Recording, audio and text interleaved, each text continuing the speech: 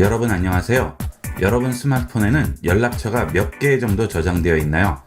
보통 적게는 수십 개에서 많게는 수백 개의 연락처가 저장되어 있을 텐데요. 스마트폰이 고장나거나 또는 분실을 했을 때 다른 것보다 연락처 때문에 낭패를 보는 경우가 많습니다. 지금부터 간단하게 기기 상관없이 연락처를 백업하고 복원하는 방법을 알아보겠습니다. 보통 연락처 백업하고 할 때 삼성 플로우도 이용하시고 구글 주소록도 이용하시고 여러 가지 이용하시게 되는데 제일 간편한 방법은 네이버를 이용한 백업이 되겠습니다. 네이버를 이용해서 백업하기 위해서는 네이버 앱이 설치되어 있고 네이버에 회원 가입이 되어 있어야 되겠죠. 보통 네이버에 아이디가 하나 정도는 다 있으시죠. 네이버 앱 설치하시고 좌측 상단 줄세개 메뉴 누르신 다음 여기서 로그인 하시면 되겠습니다. 로그인 하겠습니다. 자, 로그인 됐죠?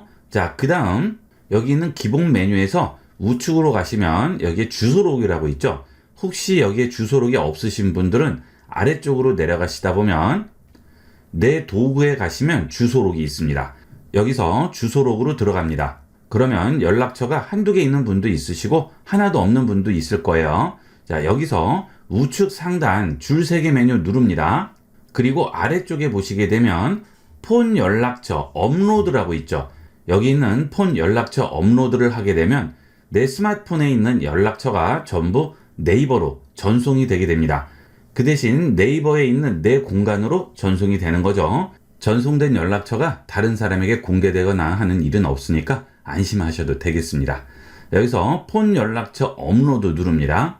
그러면 폰 연락처 업로드 하기라고 나오고요. 마지막 업로드 시각이 나오게 됩니다. 자, 다시 업로드를 해보도록 할게요. 여기 있는 동그라미 화살표 눌러줍니다. 그러면 연락처를 불러오고 있죠. 자, 벌써 끝났네요. 자, 닫습니다. 그러면 내 스마트폰에 있는 연락처들이 전부 네이버로 업로드가 되게 됩니다. 그러면 이름과 전화번호 나오고요. 이 부분을 터치를 하시게 되면 전화, 집전화, 메일, 주소 이런 것도 전부 나오게 되죠. 여기서 문자를 누르면 바로 이 연락처와 바로 문자를 할 수가 있습니다. 그 다음에 메일을 누르시면 바로 이 메일로 전송을 할 수가 있죠. 전화 버튼을 누르면 바로 전화기 앱이 실행되게 됩니다. 연동이 돼서 아주 편리하게 이용할 수 있고요. 자, 그 다음에 여기서 편집을 해줄 수도 있습니다. 상단에 있는 연필 버튼을 누르시게 되면 전화라든지 회사 전화번호, 팩스 번호, 메일, 그 다음에 네이버 아이디, 기념일, 소속 전부 여기서 편집을 해줄 수가 있죠. 그 다음 이렇게 편집한 내용들이 스마트폰으로 내려받기를 하면 그대로 또 스마트폰으로 저장이 되게 됩니다. 이런 식으로 이용을 하시게 되면 내가 스마트폰을 분실하거나 또는 스마트폰이 고장나거나 스마트폰을 포맷하거나 했더라도 연락처는 네이버에 들어와 있기 때문에 안심하고 이용을 해도 되겠죠. 연락처가 굉장히 중요하죠. 예전에는 일일이 전화번호 수첩에다 쓰고 했는데 요즘은 거의 스마트폰에 저장을 하기 때문에 연락처가 분실이 되면 정말 큰일 납니다. 그래서 이런 식으로 이용하시면 스마트폰 기기에 상관없이 전부 연락처를 내려받을 수가 있죠. 이 방법은 아이폰, 안드로이드 폰 전부 동일하게 이용할 수 있고요. 그 다음 컴퓨터와 탭 이런 기기를 가리지 않고 할 수 있다는 최고의 장점이 있죠. 자, 그 다음은 연락처를 내려받아 보도록 하겠습니다. 자, 지금 여기 있는 연락처들을 내 스마트폰으로 옮겨야 돼요. 자, 그러면 우측 상단 줄 3개 버튼 누릅니다. 자, 그 다음에 아래쪽으로 가서 폰 연락처 다운로드 하는 거죠. 이렇게 되면 지금 네이버에 올라와 있는 연락처들이 전부 다운로드 되게 됩니다. 자, 다운로드 합니다. 폰으로 연락처 다운로드 하기 나와 있죠? 여기서 다운로드 버튼 누릅니다. 자, 다운로드 하겠냐고 물어보죠? 확인합니다. 다운로드 시작했죠? 저장했다고 합니다. 자, 그러면 내 스마트폰에 연락처들이 전부 다운로드 된 거예요. 자, 그러면 이제 내려받은 연락처를 연락처에 등록을 해야 되겠죠? 알아서 찾아주지는 않습니다. 내가 등록을 해야 되겠죠? 자, 전화기 앱 실행합니다. 그 다음 우측 상단 점 3개 버튼 누르시고요. 연락처 관리로 들어갑니다. 여기에 보시면 연락처 가져오기라고 있어요. 연락처 가져오기 들어가신 다음에 내가 내려받은 연락처를 가져오면 되는 겁니다. 저는 강의용이라서 태블릿이라고 나오지만 여러분은 휴대폰 혹은 클라우드 저장 공간이라고 나올 겁니다. 여기 눌러주세요. 그러면 어느 위치에서 다운받을지 물어보죠. 지금 네이버에서 다운받은 것은 기본적으로 다운로드 폴더에 저장이 됩니다. 이 다운로드 폴더가 기본으로 잡혀 있어요. 여기에 들어가시면 지금 내가 내려받은 컨택트 -1이라고 나오죠. 자, 여기 체크하시고요. 완료합니다. 자, 연락처 가져올 위치 선택하라고 하죠. 자, 어디에 해야 될까요? 휴대폰으로 해야 되겠죠. 휴대폰을 선택을 해줍니다. 그 다음 아래에서 가져오기 합니다.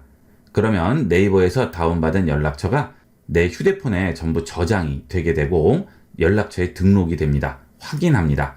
자, 그 다음 다시 뒤로 돌아가 볼게요. 자, 그러면 전부 들어와 있는 거죠.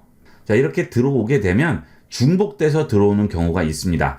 자, 예를 들어서 길동홍이면 길동홍이 2개가 들어오는 경우가 있어요. 그렇게 중복이 될 경우에는 우측 상단 점색의 버튼 누르시고요. 연락처 관리로 들어가셔서 연락처 통합을 눌러주시게 되면 중복되는 것들은 전부 이렇게 같이 보여주게 돼요. 체크를 하신 다음에 통합을 해주시게 되면 연락처들이 중복되는 것들은 전부 통합이 되게 됩니다. 그 다음은 번호뿐만이 아니고 이메일이 중복될 수도 있고 이름이 중복될 수도 있죠.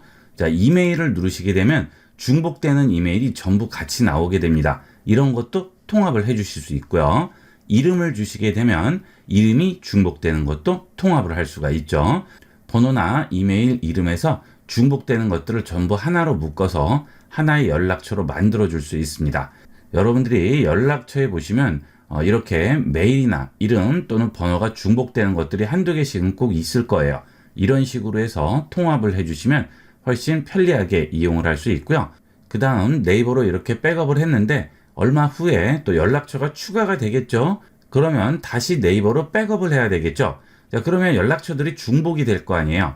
왜냐하면 이 기존의 연락처에 또 추가된 연락처 전체가 같이 백업이 되기 때문에 그렇죠. 그럴 때 기존에 저장됐던 그 연락처와 새로 또 올리는 연락처가 중복이 되게 되면 많이 늘어나겠죠. 자, 그런 것도 이런 식으로 통합을 시켜주시면 되겠습니다. 그 다음은 여러분들이 연락처를 삭제하는 경우가 있죠. 그런데 나중에 보니까 그 연락처가 다시 필요합니다. 이럴 때 휴지통에 있는 연락처를 가져올 수가 있죠. 자, 먼저 연락처를 버려볼까요? 자, 이 연락처를 터치하고 기다립니다. 체크돼 있죠. 자, 여기서 삭제합니다. 그러면 휴지통으로 이동이 되겠죠. 자, 그 다음 우측 상단 점색의 버튼 누르고요. 휴지통으로 들어갑니다. 그러면 지금 금방 버린 연락처가 여기 나오죠. 자, 이거 터치하고 기다리시고요. 그 다음 다시 복원해 주시면 원래대로 돌아가게 되겠죠. 자, 그러면 다시 복원이 됐죠. 자, 이렇게 휴지통에 버린 연락처 다시 복원할 수 있습니다. 그 대신 이 연락처를 보관하는 기간을 설정을 해 주셔야죠. 우측 상단 점색의 버튼 누르고요. 연락처 설정으로 들어갑니다. 여기서 휴지통에 체크가 돼 있어야 되겠죠. 삭제한 연락처가 30일 동안 보관된다고 하죠. 자, 이렇게 체크를 해 두시면 30일 동안은 보관이 되게 됩니다. 그런데 이게 꺼져 있으면 어떻게 될까요? 그러면 버리는 즉시 지워지게 되겠죠. 연락처가 저장 공간을 많이 차지하는 것은 아니기 때문에 되도록이면 이 휴지통은 체크를 하고 이용을 하시는 게 좋겠죠. 혹시 모를 때를 대비해서 되도록이면 켜놓고 이용을 하도록 하세요. 자, 그 다음은 하나 더 알려드리면 저 같은 경우 지금 여기 보시면 이름 앞에 샵이 붙어 있죠. 자, 이 샵은 왜 붙어 있을까요? 자, 여러분들이 연락처에 등록을 하게 되면 카카오톡에 자동으로 연락처가 등록이 되게 되죠. 자, 그런데 그렇게 됐을 때 문제는 등록을 해야 되는 사람뿐만이 아니고 뭐 택배 연락처라든지 고객센터 연락처까지 카카오톡에 다 등록이 돼버리는 수가 있죠. 자, 그래서 그럴 경우에는 이름 앞에 샵을 붙이게 되면 카카오톡에 등록이 되지 않습니다. 그래서 전화기 앱에 있는 이 연락처 등록하는 데서 등록을 했는데 이 연락처는 카카오톡에는 등록이 되지 않았으면 좋겠어요. 이럴 때는 연락처에서 이름 앞에 샵을 붙이시면 카카오톡과 연동이 되지 않습니다. 이것도 간편하게 이용할 수 있겠죠. 많이 활용을 해보도록 하세요. 자, 이렇게 해서 연락처를 간단하게 백업하고 다시 복원하는 방법을 알아봤습니다.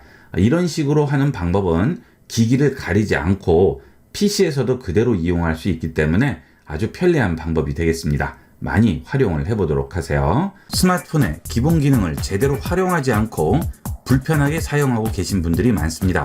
지금부터 스마트폰 이용 시에 기본적인 필수 기능 중 꼭 활용해야 할 편리한 기능 10가지를 알아보겠습니다. 첫 번째로 손전등 기능이죠. 자, 우리가 손전등 이용을 할 때 상단을 터치해서 아래로 내린 다음 여기서 손전등을 켜고 뒤쪽에 불빛을 이용을 하는 경우가 있는데요. 이때 이 손전등의 밝기 단계를 조절할 수가 있습니다. 자, 손전등을 누르고 기다립니다. 그러면 이렇게 밝기 창이 뜨게 돼요. 그래서 5단계의 밝기로 조절을 할 수가 있죠. 빛의 밝기가 많이 필요하지 않은 경우에는 밝기를 낮춰서 조정하시면 배터리 소모가 적어서 좀 더 오래 사용할 수가 있겠습니다. 그 다음은 알림 설정인데요. 자, 상단을 터치해서 내리게 되면 이렇게 알림창이 나오게 되죠. 자, 여러 가지 알림들이 나오는데 이 알림들을 한꺼번에 지울 수 있죠. 스마트폰을 이용하시다 보면 이 알림창에 알림들이 굉장히 많이 나오게 됩니다. 알림이 여러 개가 이렇게 올라와 있다 보면 실제 중요한 알림을 놓치는 경우가 있죠. 그래서 필요 없는 알림들은 지워주는 게 좋겠죠. 자, 우측 하단에 보면 지우기라고 있습니다. 이걸 누르시면 기존에 있던 알림들을 전부 지워주게 되겠어요.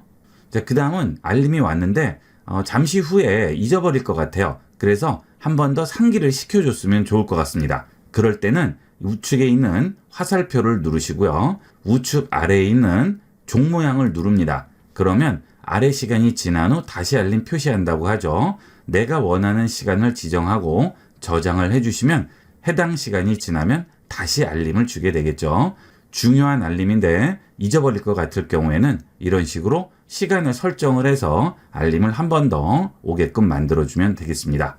자, 그 다음은 스마트폰 이용하시다 보면 알림이 굉장히 많이 와요. 업무를 보시거나 다른 일 하실 때 굉장히 신경 쓰이고 불편한 경우도 있죠. 꼭 필요한 알림만 켜고 나머지는 끄고 싶습니다. 그럴 때 아래쪽에 있는 알림 설정을 이용해서 필요한 알림만 켤 수 있습니다. 알림 설정 들어갑니다. 여기 보시면 적용할 앱이라고 나오죠. 자, 이걸 누르시게 되면 알림이 오게 되는 앱들이 전부 나오게 되는데요. 메시지라든지 카카오톡 이런 것들은 알림이 오죠. 자, 그 다음에 갤럭시 원격 서비스 이런 알림을 꼭 쓰는 게 아니라면 필요가 없죠. 이런 것도 꺼주시면 좋겠고요. 저 같은 경우는 이제 교보 이북이 있는데 이런 건 알림을 해놨습니다. 자, 그 다음에 기기 찾기 같은 경우에도 필요 없으면 끄시면 되겠고요. 뭐 네이버 메모라든지 마이박스라든지 이런 설치된 앱들은 알림이 자동으로 켜지기 때문에 필요 없는 앱들은 전부 알림을 꺼주도록 하세요. 그러면 좀 더 간편하게 이용을 할 수가 있겠죠. 그 다음은 최근에 알림 보낸 앱이죠. 여기도 보시고 필요 없는 앱들은 전부 꺼주도록 하세요. 더보기 하시면 최근에 온 알림 순서대로 나오게 되죠. 여기서 보고 꺼주시면 제일 확실한 방법이 되겠죠. 자, 그 다음은 설정에 들어오셔서 소리 제어를 하는 방법을 알아보도록 하겠습니다. 설정에 소리 및 진동으로 들어갑니다. 자, 아래쪽으로 내려가시게 되면 시스템 소리 진동 제어라고 있죠. 여기 들어가세요. 스마트폰을 이용을 하시다 보면 전혀 생각지 못한 곳에서 소리가 나는 경우도 있고요. 내가 원하지 않는 곳에서 소리가 나고 또는 진동이 되는 경우가 있죠. 그럴 때 이곳에 들어오셔서 소리라든지 진동을 전부 켜거나 꺼줄 수 있습니다. 예를 들어서 스마트폰을 터치할 때 피드백을 소리로 주게 되죠. 이런 게 싫으시면 끄시면 되겠고요. 그 다음 충전할 때도 소리가 나게 되죠. 충전기를 꽂으면 소리가 납니다. 이런 게 싫으시면 또 이것도 꺼주시면 되겠고요. 뭐 다이얼 키패드라든지 삼성 키보드도 타이핑을 할 때 소리가 나면 정신이 없어요. 그럴 때는 끄고 이용을 하시면 되겠죠. 그 다음은 진동이 있죠. 터치하게 되면 진동이 울린다든지 내비게이션 할 때 진동이 울리고 충전할 때 키보드 이럴 때 전부 진동이 있죠. 자, 키보드는 저는 껐습니다. 이게 기본적으로는 켜 있을 거예요. 이 키보드에 터치할 때 켜져 있으면 굉장히 불편해요. 정신이 없죠. 이럴 때는 끄고 이용하시면 좀 더 편리하게 이용할 수 있어요. 자, 그 다음은 설정에 있는 디스플레이로 들어가겠습니다. 여기에 보시면 밝기 최적화라고 되어 있죠. 자, 이 밝기 최적화가 켜져 있는 경우가 있습니다. 자, 이렇게 되면 햇빛 아래에 들어가면 화면이 갑자기 어두워져서 보이지가 않는다든지 어두운 데 가면 자동으로 밝기가 올라가서 눈이 부시는 경우가 있죠. 보통 스마트폰 이용을 하실 때 본인이 원하는 밝기가 있죠. 이 밝기 최적화를 하면 그게 되지가 않죠. 그래서 이 밝기 최적화는 특별한 경우가 아니면 끄고 이용을 하시는 게 훨씬 편리하게 이용을 할 수 있습니다. 화면이 자동으로 어두워지고 밝아질 경우에는 이 밝기 최적화 꼭 확인해 보도록 하세요. 그 다음은 자연스러운 화면과 편안하게 화면 보기죠. 이 화면 모드로 들어가게 되면 경계선 부분을 선명하게 만들어주는 그런 기능을 제공을 합니다. 그런데 이 경계선이 선명해질수록 장시간 보게 되면 눈이 좀 피곤해지죠. 그래서 되도록이면 자연스러운 화면으로 주시는 게 장시간 볼 때 눈에 무리가 가지 않고 좋겠죠. 물론 선명하게 보고자 하시는 분들은 선명한 화면을 이용을 하시면 되겠죠. 스마트폰 이용을 하시다가 왠지 내 스마트폰은 선명해 보이지가 않는다 하실 경우 여기서 확인을 해보시고요. 너무 선명해서 눈이 좀 아프다 하실 경우에는 자연스러운 화면으로 바꿔주도록 하세요. 그 다음에 편안하게 화면 보기죠. 스마트폰을 보시게 되면 기본적으로 파란색 색감에 맞춰져 있습니다. 그래서 깨끗하게 보이기는 하지만 장시간 보시면 눈이 좀 아파요. 시력에는 영향을 주지 않을 수 있지만 일단 눈에 부담이 갑니다. 되도록이면 블루라이트를 켜고 이용을 하시면 좀 더 따뜻한 느낌으로 눈에 무리가 덜 가게 되겠죠. 자, 물론 이걸 켜게 되면 처음에는 약간 노란빛이 돌아요. 그런데 한두 번 보면 익숙해져서 전혀 어색하지가 않습니다. 특히나 저녁 시간대나 어두운 데서는 색온도를 좀 따뜻하게 해서 이용을 하시면 훨씬 눈에 부담을 덜 주게 되겠습니다. 그 다음은 똑같은 디스플레이 메뉴인데요. 글자 크기와 스타일이죠. 스마트폰을 이용하시는 분들마다 눈에 익숙한 글자 크기가 있겠죠. 여기서 글자 크기를 조절해 줄 수 있습니다. 너무 작으면 보기가 어려워요. 되도록이면 시원시원하게 크게 놓고 보는 게 좋겠죠. 너무 커져버리면 다른 곳에 침범이 돼서 오히려 불편할 수 있습니다. 이거는 사이즈를 조절하면서 적당한 크기로 잡아서 이용을 하도록 하세요. 자, 그 다음에 굵게도 줄 수가 있죠. 자, 그런데 글자 크기를 굵게 줘버리면 너무 답답해 보이는 수가 있어요. 이것도 개인차가 있기 때문에 한번 켜보시고 이용을 하도록 하세요. 그 다음 화면 크게 작게죠. 자, 들어가 보겠습니다. 자, 이것은 메신저나 SNS를 이용을 하실 때 이 글씨의 크기가 되겠습니다. 자, 화면을 작게 해주면 이렇게 작게 나오게 되고요. 크게 해주면 크게 나오게 되겠죠. 이왕이면 크게 시원시원하게 보는 게 좋겠죠. 화면 크기는 되도록이면 크게 이용을 해서 편하게 보도록 하세요. 자, 그 다음은 화면 자동 꺼짐 시간인데요. 필수적인 기능들이 디스플레이에 많죠. 디스플레이는 아무래도 눈으로 직접적으로 보는 부분이기 때문에 이렇게 설정할 게 좀 많아요. 여기만 잘 설정을 해도 훨씬 편리하게 이용할 수 있어요. 자, 자동 꺼짐 시간도 지정을 할 수 있죠. 여기에 들어가시면 지금 저는 30분으로 해놨는데 보통 2분 안쪽으로 돼 있을 겁니다. 그런데 이렇게 짧게 돼 있으면 웹 같은 거나 문서 같은 거 읽으실 때 자꾸 꺼지니까 불편하죠. 자, 그럴 때는 조금 길게 잡으시는 게 좋겠죠. 그 대신 이렇게 길어질수록 배터리 소모량은 많아지겠죠. 필요할 때만 좀 늘려서 이용을 하시고 평상시에는 좀 짧게 잡는 게 좋겠죠. 자, 이렇게 30분으로 예를 들어 화면 자동 꺼짐 시간을 지정하면 스마트폰을 그대로 놔둬도 30분 동안 화면이 계속 켜 있어요. 나는 왠지 배터리가 자꾸 금방금방 소모가 되는 것 같다 하시는 분들은 화면 자동 꺼짐 시간 확인을 꼭 한번 해보도록 하세요. 자, 그 다음은 설정에서 홈 화면으로 들어가도록 하겠습니다.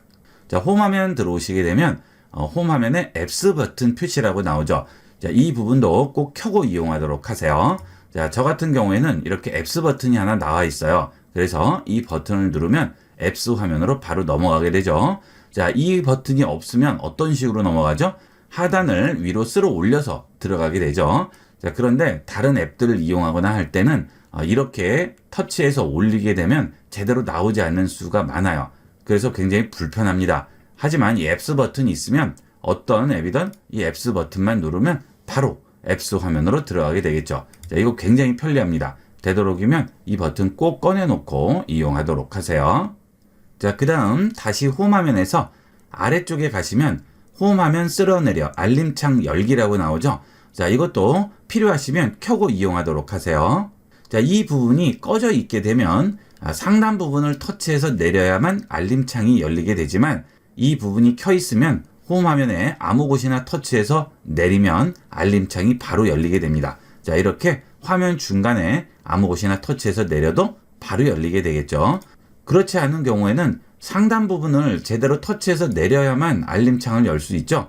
이거 의외로 불편해요. 그래서 꼭 이렇게 아무 곳이나 터치해도 내릴 수 있는 홈 화면 쓸어내려 알림창 열기 켜고 이용을 해보도록 하세요.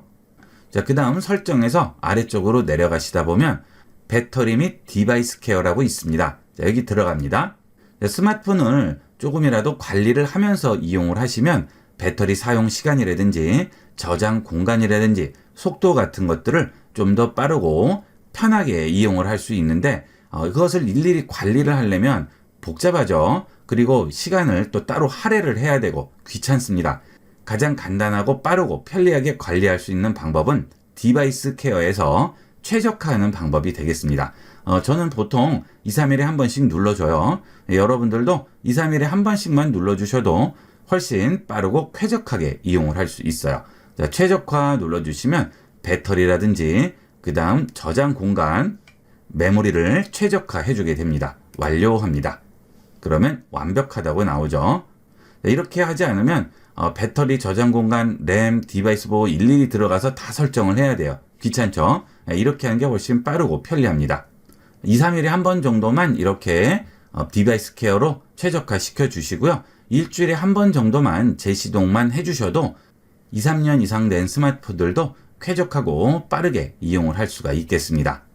자, 이거는 제일 간편하게 할 수 있는 방법이니까 꼭 이용을 하도록 하세요. 스마트폰을 오래 쓰고 계시는 분들도 자주 쓰지 않는 기능들은 잊어버리는 경우가 많습니다. 지금부터 스마트폰의 기본 버튼들과 단자, 기본 사용법에 대해서 알아보겠습니다. 자, 스마트폰에는 약간씩은 차이점은 있지만 거의 공통적으로 한쪽에 볼륨 버튼이 있죠. 자, 이 버튼이 볼륨 업이고요. 이 버튼은 볼륨 다운이 되겠죠. 자, 소리를 키우고 소리를 줄이게 되겠죠. 자, 그 다음에 측면에 갤럭시 스마트폰의 경우는 빅스비 버튼이 붙어 있습니다. 자, 이 버튼을 누르면 빅스비가 실행이 되겠죠. 자, 그 다음 반대편에는 전원 버튼이 있습니다. 이게 잠금 모드로 들어가는 버튼이 되겠죠. 자, 스마트폰은 계속 켜 있는 상태가 되면 배터리 소모가 빨리 되기 때문에 항상 일정 시간이 지나면 이렇게 잠금 모드로 들어가게 됩니다. 자, 이 잠금 모드에서 스마트폰을 이용할 수 있는 홈 화면으로 들어가기 위해서는 어떻게 하죠? 자, 여기를 2번 터치를 하죠. 또는 여기 있는 측면 버튼을 이용을 해서 잠금 화면 상태로 들어갈 수가 있습니다. 홈 화면 들어가기 전 단계로 들어갈 수 있죠. 자, 측면 버튼 누르면 이런 식으로 전 단계가 나오게 되죠.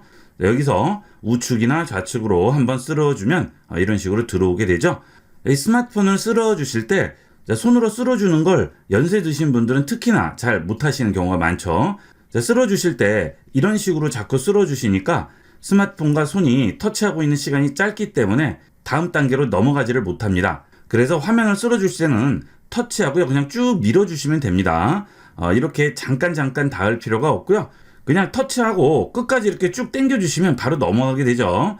연세 드신 분은 제일 많이 하는 방법이 이렇게 튕기시는 건데 그렇게 하지 마시고 이렇게 쭉 한번 밀어주도록 하세요. 자, 그 다음은 특히나 요즘같이 건조한 계절에는 손으로 이거 2번 터치해서 잘 안 들어오는 경우가 있어요. 그럴 때는 손으로 터치하지 마시고요. 측면 버튼을 한 번만 누르셔서 진입 모드로 들어오시면 되겠죠. 자, 그 다음 진입 모드로 들어오시게 되면 좌우측에 앱 버튼이 보이죠? 좌측에 있는 것은 전화기가 되겠고요. 우측에 있는 것은 카메라가 되겠죠. 자, 이 카메라나 전화기를 쓰기 위해서 스마트폰을 터치해서 그 다음 쓸어주고 그 다음 다시 전화기로 간 다음 그 다음에 전화를 거시거나 또는 카메라를 또 실행하고 여러 단계를 거쳐야 되죠. 그런 것들을 단순화하기 위해서 이렇게 2번 터치한 다음에 여기 있는 카메라만 쓸어주면 바로 카메라가 실행됩니다. 자, 이렇게 카메라가 실행이 되면 스마트폰에 비번이 걸려 있더라도 상관없이 사진을 찍을 수 있습니다. 아주 간편하게 이용할 수 있겠죠. 급하게 사진을 찍어야 할 일이 있을 경우에는 이렇게 일일이 열고 들어가지 마시고요. 간단하게 잠금화면 상태에서 바로 진입하도록 하세요. 자, 그 다음에 전화기 기능이 있죠. 자, 이 전화도 마찬가지예요. 자, 이렇게 그냥 쓸어만 주면 바로 전화기가 나오게 됩니다. 그래서 바로 전화를 걸어줄 수가 있죠. 만약에 여러분이 스마트폰에 비번을 걸어 놓으셨을 경우에는 전화기를 쓰시려면 이렇게 전화기를 드래그하면 전화기 화면 들어가기 전에 잠금하면 패턴이 나오게 되죠. 자, 이거는 풀고 들어가셔야 되겠죠. 그렇지 않으면 내 개인정보를 다른 사람이 누구나 볼 수가 있죠. 그래서 이렇게 패턴을 해제하셔야 되고요. 급한 경우에는 패턴 해제하고 이럴 시간이 없죠. 그럴 때는 아래에 있는 긴급 전화를 이용을 해서 바로 통화를 할 수가 있습니다. 긴급 전화 같은 경우에는 119라든지 이런 경우가 되겠죠. 자, 그 다음 다시 화면 2번 터치해서요. 자, 여기 잠금화면 상태에서 날짜 부분을 터치합니다. 그러면 지금 음악을 재생 중이면 재생 중인 음악이 여기 나오게 되고요. 그 다음 이쪽은 달력이 있죠? 지금 날짜가 나오게 되겠습니다. 자, 그 다음에 위젯으로 설정된 루틴이 있을 경우 루틴도 확인이 가능하겠죠. 자, 그 다음 다시 돌아왔죠? 자, 이렇게 까만 화면 잠금이 된 상태에서 자, 스마트폰이 엎어져 있죠. 자, 이때 이 스마트폰을 들게 되면 바로 이 화면으로 들어오게 됩니다. 이것은 스마트폰이 알아서 인식하는 거죠. 자, 그 다음 내 얼굴과 가까이 닿았을 때도 이렇게 스마트폰에 전원이 들어오게 돼요. 그래서 꼭 이렇게 2번을 터치한다거나 측면 버튼을 눌러서 이 상태로 들어올 필요 없이 얼굴 쪽으로 스마트폰을 가져가게 되면 바로 이렇게 화면이 켜지게 돼요. 자, 그 다음은 삼성페이 쓰시는 분들 있죠? 자, 그런 분들은 스마트폰 안으로 진입하실 필요 없이 터치하시고요. 자, 아래쪽에 보면 막대가 있죠. 이걸 위로 끌어올리게 되면 삼성페이 이용할 수가 있습니다. 자, 저 같은 경우에는 은행을 연동을 시켜놨기 때문에 이렇게 나오게 되겠죠. 자, 이때의 장점은 멤버십이나 쿠폰 같은 걸 이용을 해야 되는데 그때 스마트폰을 열고 하실 필요 없이 그냥 잠금화면 상태에서도 아래쪽을 쓸어 올리면 바로 나오게 되겠죠. 여기서 이용을 하실 수가 있습니다. 자, 그 다음은 여기 있는 빅스비 버튼인데요. 이 빅스비 버튼을 눌러서 빅스비를 호출을 하게 되죠. 이 빅스비 버튼은 스마트폰이 꼭 켜져 있을 필요가 없습니다. 자, 이 빅스비 버튼을 짧게 누르게 되면 아무 변화가 없어요. 하지만 이렇게 까만 화면에서도 빅스비 버튼을 누르고 기다립니다. 그러면 어때요? 바로 화면이 넘어가고 빅스비가 나오게 되죠. 그 대신 오늘 날씨 어때? 알람 맞춰줘, 셀카 찍어줘, 일정 추가, 화면 밝게 해줘, 라이트 켜줘 이런 것만 가능하겠죠. 연락처 찾아줘 이런 것들은 내 개인 정보이기 때문에 잠금화면 상태에서 들어갈 수 있으면 누구나 다 알 수 있죠. 그래서 이런 것만 제공을 하게 됩니다. 이렇게 잠금화면 상태에서도 빅스비를 이용을 할 수 있어요. 자, 그 다음 스마트폰을 재시동할 경우가 있죠. 자, 재시동은 여러 경우가 있습니다. 여기는 측면 버튼만 길게 눌러서 되는 경우도 있고요.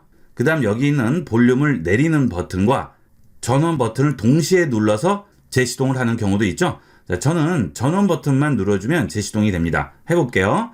자, 측면 전원 버튼 누르고 기다립니다. 그러면 전원 끄기, 다시 시작, 긴급 모드 이렇게 3가지가 나오게 되죠. 전원 끄기를 주시면 말 그대로 전원이 끊어지는 거고요. 다시 시작하면 재시동이 되겠죠.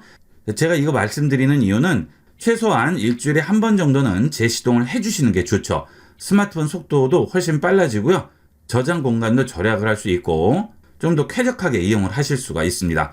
잊어버리지 마시고 일주일에 한두 번은 꼭 재시동을 해주도록 하세요. 자, 그 다음은 카메라죠. 카메라는 뒷면에도 붙어 있고 이렇게 앞면에도 붙어 있죠.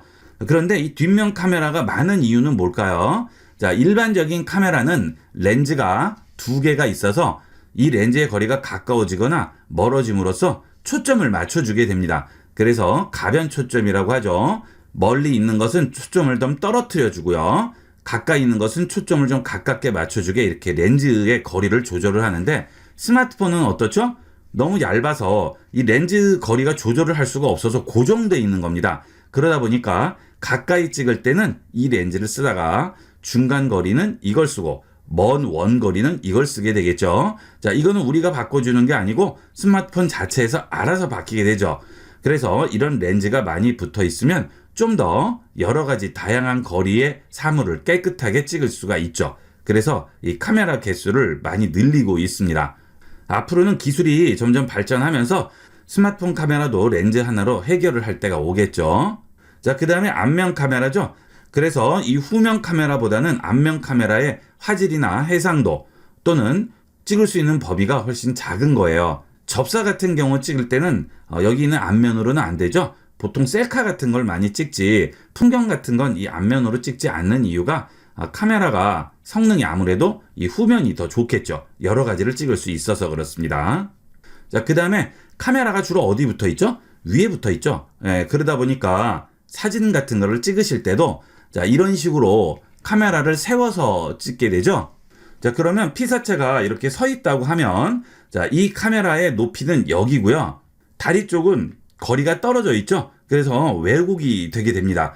스마트폰 카메라로 사람을 찍을 경우에는 왜곡을 줄이시려면 스마트폰을 이렇게 거꾸로 들고 찍으시는 게 왜곡을 그나마 최대한 줄일 수가 있겠죠. 자, 렌즈 위치가 피사체의 중간 정도에 위치하면 양쪽으로 다 초점이 맞겠죠. 자, 그런데 스마트폰이 이렇게 세워져 있으면 아무래도 렌즈가 위에 달려 있으니까 아래쪽 거리와 위의 거리가 달라지기 때문에 왜곡이 되게 됩니다. 그래서 얼굴만 찍는 그런 인물 사진은 상관이 없지만 머리부터 다리까지 전부 나오는 사진을 찍으실 때는 되도록이면 이렇게 카메라를 거꾸로 들고 찍으시기를 권해요. 자, 그 다음은 스피커와 마이크가 있죠. 여기에 보시면 스피커가 있어요. 아주 작게 들어가 있기 때문에 잘은 안 보이실 텐데 여기에 스피커가 있고 그 다음 아래쪽에는 마이크가 있죠. 하지만 이 마이크는 스피커 기능도 같이 하게 됩니다. 그래서 음악을 틀게 되면 주로 이쪽으로 나오게 되겠죠. 자, 그 다음에 여기에 보면 유심 슬롯이 있죠. 이 유심 슬롯에 유심을 꽂게 되겠죠. 자, 여러분들이 스마트폰 구입을 하시게 되면 이런 핀이 같이 달려오죠. 이 핀을 이용을 해서 여기를 눌러서 유심을 제거를 할 수가 있죠. 이렇게 누르시면 유심이 제거가 되겠죠. 자, 이게 유심이고 이 유심이 없으면 이 스마트폰에 이름과 주소가 없는 거나 마찬가지가 되는 거예요. 그래서 통신사에서 이 스마트폰을 찾을 수가 없는 거죠. 그래서 유심이 반드시 필요한 거죠. 자, 이 유심은 통신사 스마트폰을 쓰지 않고 요즘같이 자급제를 쓰시는 분들은 이 유심만 구입해서 꽂으시면 아무 스마트폰이나 이용을 할 수 있죠. 자, 그리고 편의점에서 이 유심을 파는 경우도 있죠. 아예 요금이 할당이 돼 있어서 그 요금까지만 쓸 수 있는 그런 기능도 있고요. 자급제에 가입해서 쓰는 경우도 있습니다. 그거는 필요에 따라서 이용을 하시면 되겠죠. 자, 그 다음은 이 스마트폰 아래쪽에 보면 이어폰 단자가 있죠. 자, 이어폰 단자는 이런 이어폰을 이용을 해서 여기에 꽂아서 이용을 하게 되겠죠. 자, 그런데 스마트폰에 꽂는 이어폰은 여기에 보시는 것처럼 자, 까만색 선이 3개가 들어가 있는 이어폰을 이용하게 됩니다. 자, 이게 스마트폰용이고요. 일반적인 이어폰은 여기에 3개가 있는 게 아니고 2줄만 있어요. 그래서 3극 이어폰, 4극 이어폰이라고 부릅니다. 4극이라는 것은 까만 선으로 나뉘어진 면이 하나, 둘, 셋, 4개가 있다는 뜻이죠. 이렇게 4극 이어폰의 경우는 이어폰에 볼륨 버튼이 붙어 있는 거예요. 그래서 이 볼륨이 조절이 가능하고요. 3극 이어폰은 이런 볼륨 버튼이 없습니다. 자, 제가 3극도 한번 가져와 봤는데요. 보시면 차이점이 있죠. 3극과 4극 이어폰. 그렇죠? 자, 이런 이어폰은 통화를 할 수가 없죠. 이어폰으로 통화가 불가능합니다. 자, 이런 4극 이어폰만 이어폰으로 통화가 가능한 거죠. 여기에 마이크가 붙어 있기 때문에 그래요.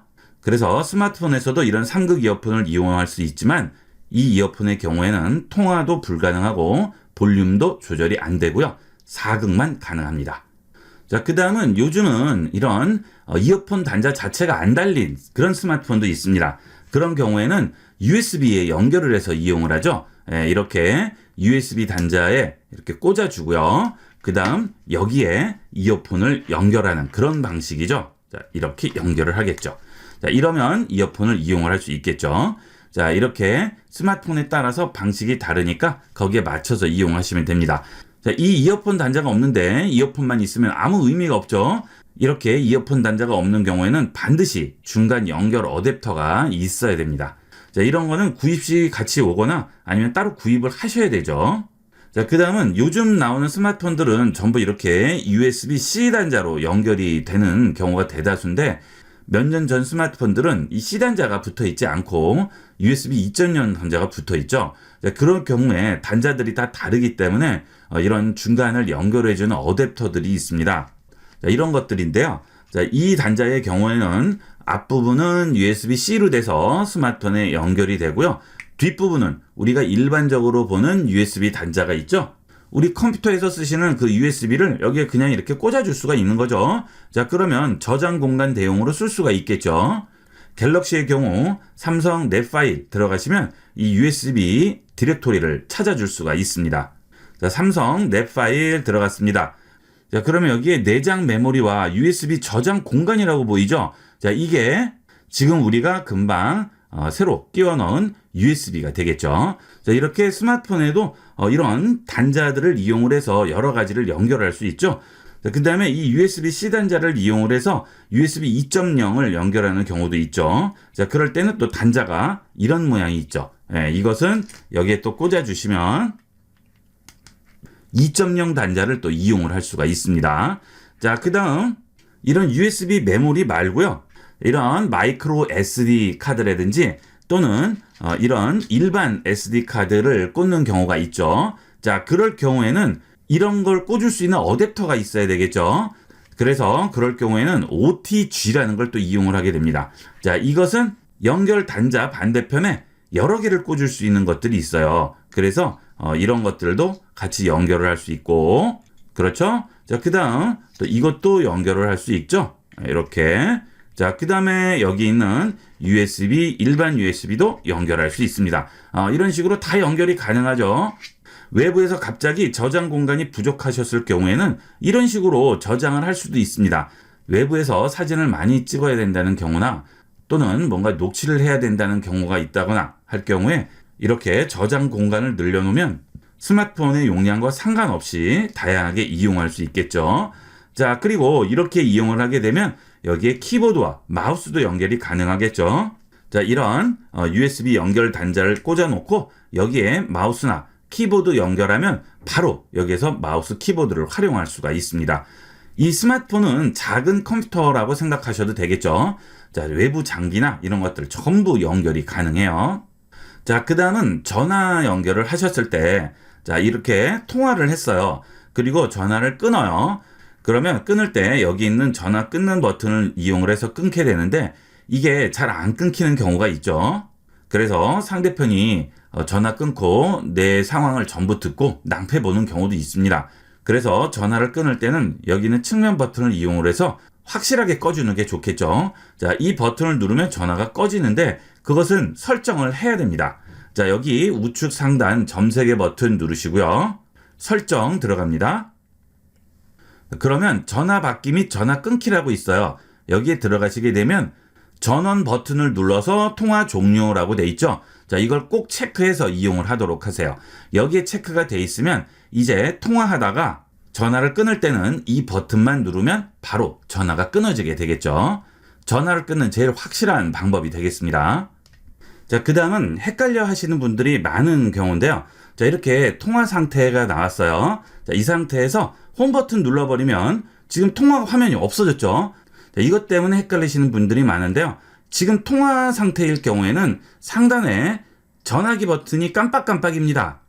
자, 지금 깜빡이고 있죠. 자, 그리고 녹색 바가 생기죠. 자, 이러면 통화 중인 거예요. 자, 이때 위에서 아래로 쓸어 내리게 되면 초록색 박스가 보이게 되죠. 자, 이게 지금 통화 상태인 거죠. 자, 이 상태에서 여기를 한번 터치를 해주시면 언제든지 원래 화면으로 돌아오게 되겠죠. 잘못해서 홈 버튼 눌렸을 때 당황하지 마시고, 자, 이런 식으로 원래대로 돌아오시면 되고요. 자, 그 다음에 가끔 통화하시다가 상대편이 내 소리를 못 듣는 경우가 있어요. 자, 그럴 때는 통화하다가 얼굴에 눌려서 여기 있는 내 소리 차단 버튼이 눌려서 그렇습니다. 자, 이게 눌려버리면 내 소리가 상대편한테 들리지가 않는 거죠. 자, 그래서 상대편이 여보세요? 여보세요? 자꾸 그럴 경우에는 이 내 소리 차단 버튼이 눌려져 있는지 꼭 확인을 해 보셔야 되겠습니다. 자, 그 다음에 여기를 눌러서 차단을 해야 되는데 잘 안 될 경우가 있죠. 자, 그러니까 그럴 때 아까 우리가 설정한 것처럼 측면 버튼을 눌러서 전화를 끊으면 확실하게 종료를 할 수가 있겠죠. 자, 이렇게 해서 이번 시간은 스마트폰의 가장 기본적인 단자 버튼들에 대한 내용과 기본 사용 방법에 대해서 자세히 알아봤습니다. 다 아시는 기능들이겠지만 막상 쓰려면 또 잊어버리는 경우가 있죠. 들어두셨다가 많이 활용을 해보도록 하세요. 이번 시간은 여기까지 하도록 하겠습니다. 감사합니다.